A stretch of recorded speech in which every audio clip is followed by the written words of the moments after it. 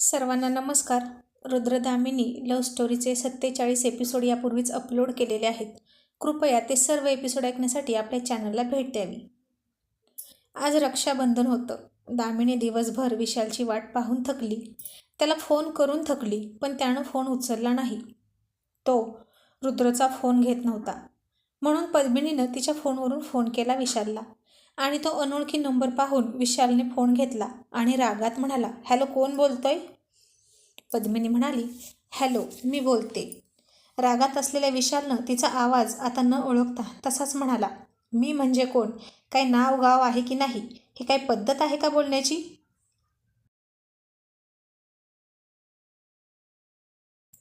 आणि त्याच्या त्या करड्या रागीट आवाजानं पद्मिनी थोडी घाबरली आणि गप्प बसली. आणि विशाल पुन्हा रागात म्हणाला, काय काम होतं? पटकन बोला.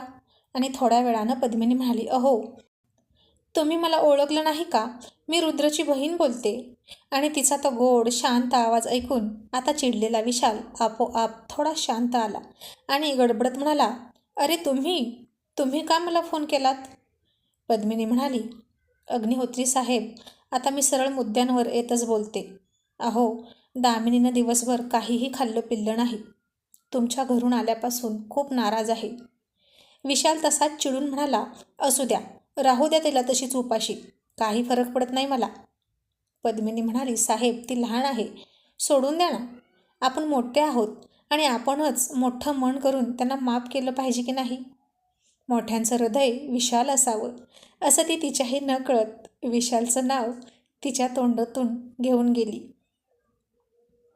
आणि तिच्या तोंडातून त्यानं नकळत आलेलं स्वतःचं नाव ऐकून विशाल थोडा सुखावला. आणि विशाल म्हणाला, आतापर्यंत तिच्या कमी चुका माफ केलेत का मी? पण आता तिने सरळ सरळ मला फसवलं आहे आणि आमच्या भावनांशी खेळली आहे ती. त्यामुळे तिला आता मी माफ करणार नाही. आणि प्लीज तुम्ही यात पडू नका. ही आमच्या बहीण भावांच्या मधली गोष्ट आहे. पद्मिनी म्हणाली, पण अग्निहोत्री साहेब, ऐका ना, मी काय म्हणते.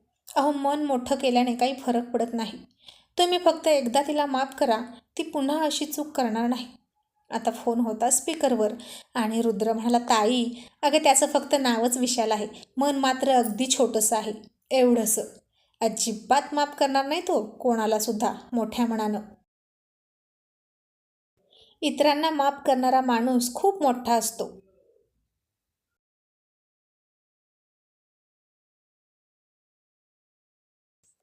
आणि हे ऐकून विशाल चिडला आणि म्हणाला, रुद्र, तू मध्ये मध्ये बोलू नकोस. आणि पद्मिनी म्हणाली, रुद्र, तू शांत बसशील का? मी बोलते ना त्यांच्याशी. आणि रुद्र गप्प बसला.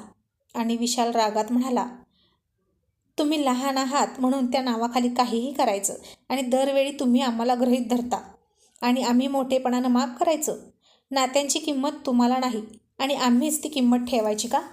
मोठे आहोत म्हणून आम्हीच सगळं ऐकून घ्यायचं आणि लहानांनी कसंही बोलायचं, ही कुठली पद्धत? आणि सांगून ठेवा तिला, तिने जर मला तिचं तोंड दाखवलं तर ती माझं मेलेलं तोंड बघेल, असं विशाल निर्वाणीचं बोलला. आणि आता दामिनीसुद्धा रडायला लागली. तीसुद्धा तो स्पीकरवरचा फोन तिथंच बसून ऐकत होती. आणि रडत रडत दामिनी म्हणाली, दादा, कर ना मला माफ प्लीज, मी पुन्हा खोटं बोलणार नाही. आणि विशालनं दामिनीच्या बोलण्याकडे दुर्लक्ष केलं आणि पद्मिनीला उद्देशून म्हणाला, हे बघा मिस पल्लवी. आणि त्याच्या तोंडातून हे नाव ऐकून पद्मिनी म्हणाली, अहो, माझं नाव तर. तसं रुद्रनं ताईचं तोंड दाबलं. आणि दामिनीसुद्धा हळूच म्हणाली, ताई, आता काहीच बोलू नका, तो काय बोलतोय ते ऐकून घ्या फक्त. आणि विशाल म्हणाला, तुमचं नाव पल्लवीच आहे ना? आणि दामिनीनं हो म्हण अशी मान हलवली आणि पद्मिनी म्हणाली, हो हो, माझं नाव पल्लवीच आहे. तर विशाल म्हणाला, हे बघा मिस पल्लवी, हे दोघं जर बोलणार असतील तर मी तुमच्याशी बोलणार नाही. तशी पद्मिनी म्हणाली, बरं ठीक आहे, असं म्हणून तिनं स्पीकर ऑफ केला. आणि मग विशाल म्हणाला, मिस पल्लवी, दामिनीला तिची चूक कळलीच पाहिजे म्हणून मी तिला शिक्षा देतोय. आणि ही शिक्षा मलासुद्धा आहे, हे लक्षात घ्या. आणि तिलाही कळू द्या की खोटं बोलल्याने किती जणांची मनं दुखवतात. अहो, आई बाबा तर किती जीव लावत होते तिच्या बाळावर आत्तापासूनच, आणि तिने असं केलं.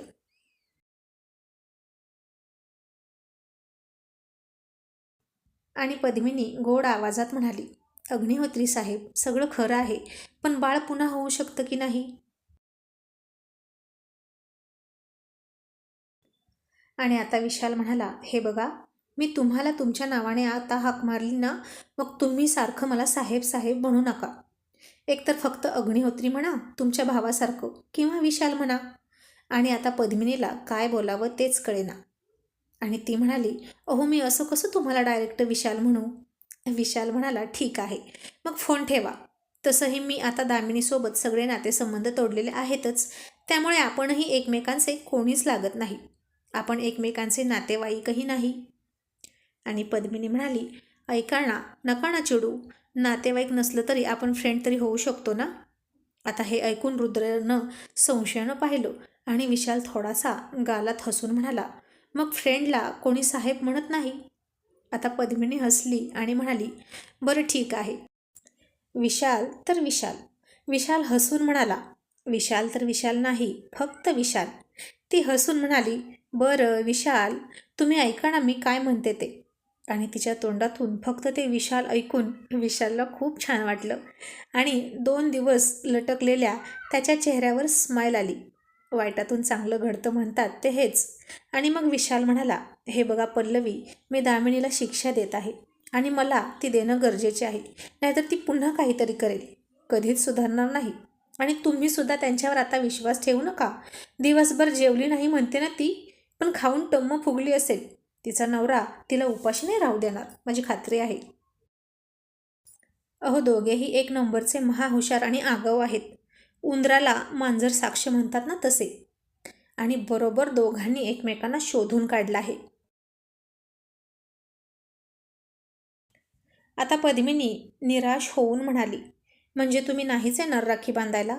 विशाल म्हणाला, अजिबात नाही. 1 वर्ष राखी नाही बांधली तर काही बिघडत नाही. ठेवू फोन? पद्मिनी म्हणाली, साहेब, मी काय म्हणते? आणि आता तिच्या तोंडातून ते फक्त साहेब ऐकून सुद्धा त्याला खूप बरं वाटलं. ही इतकी गोड हाक तो पहिल्यांदाच ऐकत होता. आणि तो म्हणाला, ऐका ना मिस पल्लवी, तुम्ही ना मला फक्त साहेबच म्हणा. पद्मिनी म्हणाली, अहो पण आत्ताच तर तुम्ही मी साहेब म्हणाले म्हणून चिडला होता ना, मग आता तुम्हीच मला असं म्हणायला सांगताय? आणि विशाल म्हणाला, विशालपेक्षा तुमच्या तोंडातून आलेला साहेब हा शब्द खूप जवळचा वाटला. विशाल तर मला सगळेच म्हणतात आणि साहेब असं तर त्याच्यापेक्षा जास्त जण म्हणतात, पण तुमच्या तोंडून जी हाक येते ना, तीच खूप युनिक वाटते, कानाला गोड आणि हृदयाच्या जवळची वाटते. बाय, असं म्हणून विशालनं फोन ठेवला. आणि त्याला स्वतःलाच स्वतःचं आश्चर्य वाटलं की इतका चिडलेला असतानाही इतकं सगळं तो पल्लवीसोबत कसं काय बोलला. काही जादू आहे ना तिच्या शब्दांमध्ये, तिच्या आवाजामध्ये. तिचा आवाज ऐकला की माझा राग आपोआप कमी झाला. हे कसं झालं? पद्मिनीचा फोटो पाहिला की माझा राग शांत व्हायचा. हे मला नक्की काय होतंय? मी माझ्याही नकळत पल्लवीकडे ओढला जातोय का? मी पद्मिनीला विसरत चाललोय का? दामिनी म्हणते तशी तिचं लग्न झालं असेल का? मी खरंच तिला विसरून जाऊन माझ्या आयुष्यात पुढं गेलं पाहिजे का? आणि आता त्यानं त्याच्या मनाशी काहीतरी ठरवलं होतं बहुतेक. आणि हसून तो म्हणाला, पाटील, चहा मागवा आपल्याला गरमागरम. आणि आता दिवसभर उदास असलेले साहेब एका फोनमुळे हसायला लागले. हे पाहून पाटीलही थोडे खुलले. आणि आता इकडं विशालच्या बोलण्याचा विचार पद्मिनीसुद्धा करत होती की ती असे का म्हणाले. माझ्या तोंडून विशाल आणि साहेब ऐकून त्यांना बरं वाटलं की काय? पण तिने तो विचार थोडा बाजूला ठेवला. आणि पद्मिनी म्हणाली, दामिनी, आता ही काय भानगड? तू माझं नाव त्यांना पल्लवी असं का सांगितलं? रुद्र, हे काय चाललंय? तुम्ही पुन्हा काहीतरी घोळ घालताय का? हे बघा, विशाल पुन्हा चिडतील बरं का? आणि रुद्र चकित होऊन म्हणाला, ताई, डायरेक्ट विशाल? तशी पद्मिनी थोडी गडबडत सावरत म्हणाली, म्हणजे साहेब, विशाल साहेब. अरे, त्यांनी दामिनीशी संबंध तोडले ना, मग आता ते म्हणतात की आपण नातेवाईक नाही, म्हणून मग कोणत्या नात्याने बोलणार मी त्यांच्याशी? म्हणून जस्ट अ फ्रेंड म्हणून बोलले मी. अरे, बोलण्यासाठी काहीतरी म्हणावंच लागणार होतं, नाहीतर फोन कट केला असता त्यांनी. किती चिडले होते माहीत आहे का ते? तुम्हा दोघांचा राग माझ्यावर निघाला असता. पण ही पल्लवी कोण आहे? काय भानगड आहे? रुद्र म्हणाला, मला सुद्धा माहीत नाही ताई. हे सगळं या महिषासुरमर्दिनीच्या डोक्यातलं खूळ आहे. ही अशी वागते आणि बळी मात्र आपला जातो. दामिनी, अगं आता तरी तुझ्या कुरापती बंद कर ग बाई. दामिनी हट्टानं म्हणाली, ताई, जोपर्यंत मी सांगते तोपर्यंत तुमचं नाव पल्लवी. पद्मिनी म्हणाली, मला यात घेऊ नका. मला तुझ्या दादाची भीती वाटते. रुद्र म्हणाला, दामिनी, आता असलं काही नको, खोटं वगैरे. आणि ताई, तू का घाबरशील? त्या अग्निहोत्रीला तो वाघ नाही लागून गेला. आणि दामिनी म्हणाली, हे बघा, तुम्ही माझं गुपचूप ऐकायचं. माझी तुम्हाला शपथ आहे. आणि मी तुम्हाला आत्ताच काही सांगू शकत नाही, म्हणून मला कोणीच विचारू नका. आणि एवढं मात्र नक्की की आता यामुळे कोणीच दुखावलं जाणार नाही. आणि रुद्रनं डोक्यावरच हात मारला आणि बेडरूममध्ये जाऊन बसला.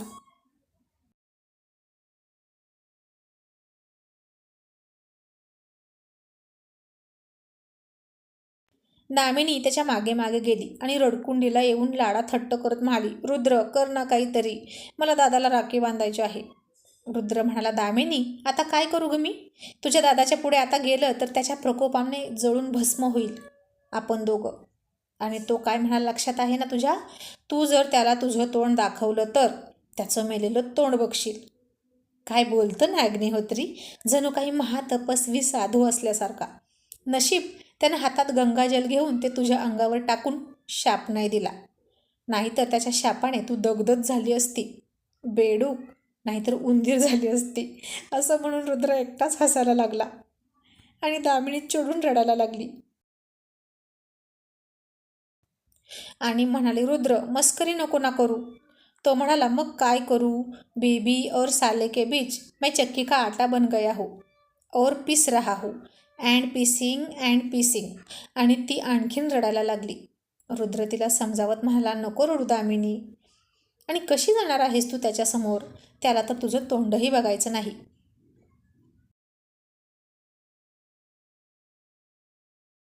दामिनी पुन्हा हट्ट करत म्हणाली, रुद्र, त्याचा विचार तू कर, पण मला राखी बांधायची आहे. रुद्र म्हणाला, तू एक काम कर, मला राखी बांध. दामिनी म्हणाली, रुद्र, नवऱ्याला कोणी राखी बांधतं का? नाही म्हणजे बांधतात, पण तो माझा भाऊ आहे ना, त्याला राखी बांधायची हा माझा हक्क आहे. आणि मी तुला पण राखी बांधेन. रुद्र म्हणाला, बरं बाई, थांब, करतो काहीतरी. असं म्हणून त्यानं काहीतरी विचार केला आणि म्हणाला, एक काम कर, चल. ती म्हणाली, कुठे? रुद्र म्हणाला, तू तुझ्या भावासाठी पुरणपोळ्या बनवल्या आहेत ना, त्याचा डबा पॅक कर. आणि बस गाडीत. ती खुश होऊन म्हणाली, रुद्र, खरंच तू करशील काहीतरी? रुद्र म्हणाला, ते नागपूस अगोदर. रडून रडून नाक आणि डोळे दोन्ही गळतायत. आणि मी नाही काही केलं आता तर रात्रभर तुझी फुसफुस ऐकत बसावं लागेल मला आणि झोप नाही लागणार मला रात्रभर. ती आता खूप हसली. मग तो म्हणाला, चल आवर पटकन,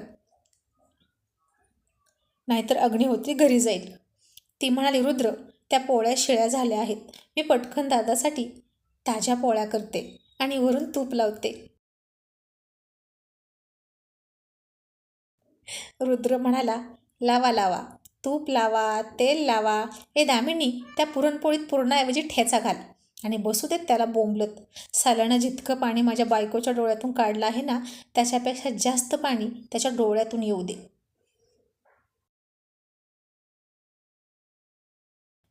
ती म्हणाली, गप्प बस हा रुद्र, माझा दादा आहे तो. आणि आता तुझा होणारा, असं म्हणणार इतक्यात तिनं जीभ चावली आणि गप्प बसली. वा ग वा, इतकी दिवस माझी बाजू घेत होतीस तू, आता भावाची बाजू घेतेस का? मग बस तशीच, मी तुला घेऊन जाणारच नाही.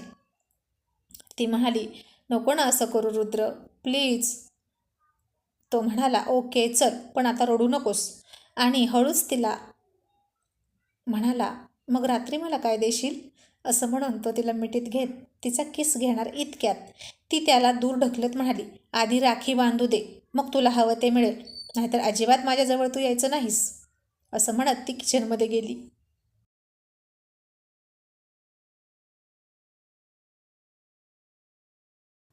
आणि रुद्र डोक्यावर हात मारत म्हणाला, या साल्याला ना राखी नाही, कासऱ्यानं बांधून बैलासारखा नांगराला जुंपला पाहिजे.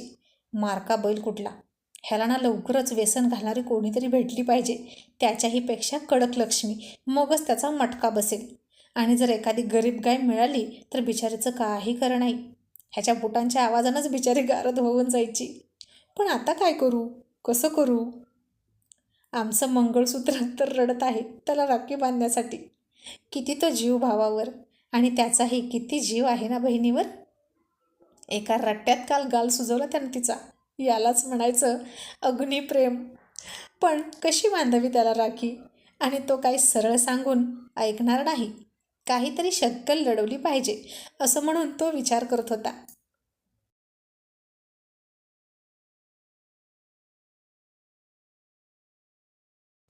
आता रात्रीचे 8:30 वाजले होते.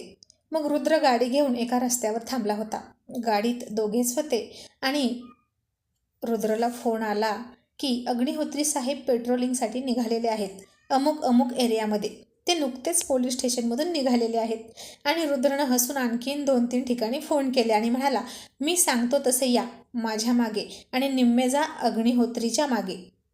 दामिनी म्हणाले, रुद्र, इतकी माणसं तू कशाला बोलवत आहेस? दादाला किडनॅप करणार आहेस की काय तू? असं म्हणत ती घाबरली. सांग रुद्र, नक्की तू काय करणार आहेस? रुद्र म्हणाला, तुझ्या भावाला किडनॅप करून एन्काउंटरमध्ये मला मरायचं नाही. जोपर्यंत तुझ्यावर त्याचा जीव होता तोपर्यंत मी सेफ होतो, पण आता तुझ्यावर तो चिडला आहे त्यामुळे मी सेफ नाही.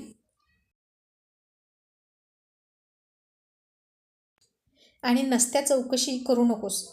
ती गाल फुगवून म्हणाली, रुद्र, तुझी काळजी वाटली म्हणून बोलते ना मी. तो म्हणाला, तू पुरणपोळीचा डबा सांभाळून ठेव, त्याची काळजी घे, नाहीतर सांडेल हा त्याच्यावरचं तूप. मग तुझ्याच बोक्यासारख्या भावाला कमी पडेल तू. आणि आता त्याला राखी तू बांधायची. ती म्हणाली, पण कशी बांधणार मी राखी? रुद्र म्हणाला, बांधणार, नक्की बांधणार, ते पण रुद्र स्टाईलने, एकदम हटके.